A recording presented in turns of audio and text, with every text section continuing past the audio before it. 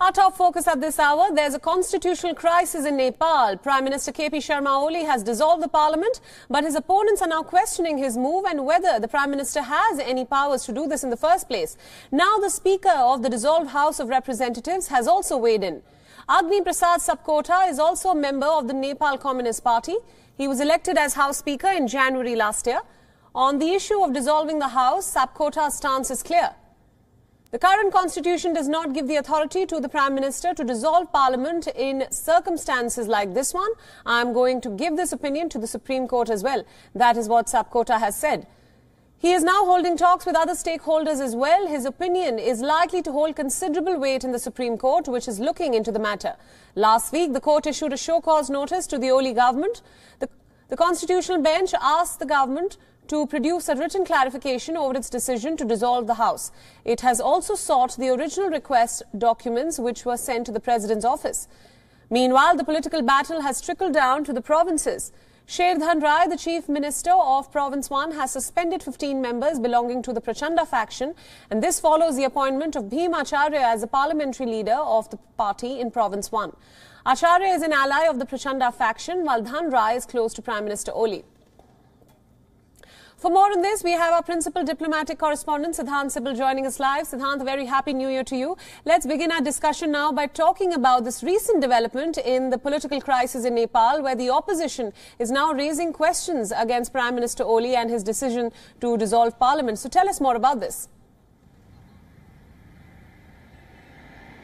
Very happy New Year to you, Priyanka. The big focus this year, of course, will be to bring in stability in Nepal. 2020 was all about two things in the Nepali politics. First, about the dispute within the ruling Nepal Communist Party, and then, of course, the Chinese interference. Now, of course, we have seen comments coming by various stakeholders, but ultimately, it is the Supreme Court that will take up the case next week on what will be the next step forward. Remember, when it took the case in the month of December, it gave a show-cause notice to the government, to KP Sharma Oli government, asking as to why the House was dissolved. What was the reason? Because there was no threat to government. It was a majority government. So all eyes right now is on the reply of the government. Meanwhile, we know that this month we'll see a high-level visit from Nepal to India, the expected visit of the Nepali foreign minister to India, and that will be something that everyone will be closely watching. We know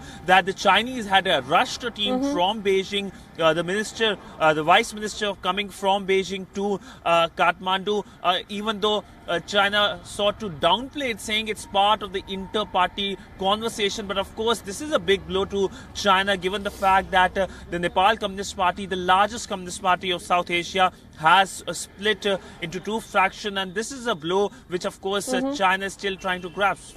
Right. Now, Siddhant, another very important question that arises in all of this is about Prime Minister Oli's political future. There has been a growing opposition against his decisions, protests against the government cozying up to China for its own measures. So what lies ahead for Nepal's Prime Minister as of now?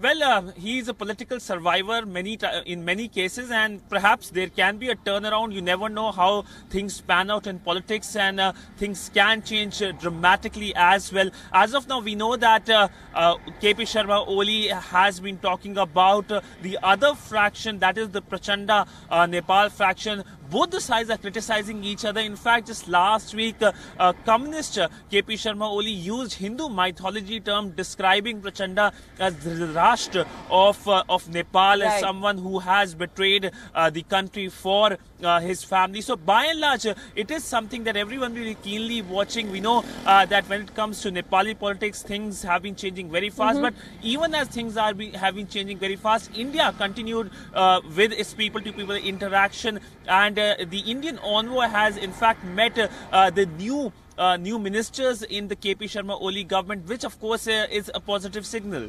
Right. All right, Siddhant, we'll leave it there. Thank you for joining us on this broadcast. WION World is One is now available in your country. Download the app now and get all the news updates on the move.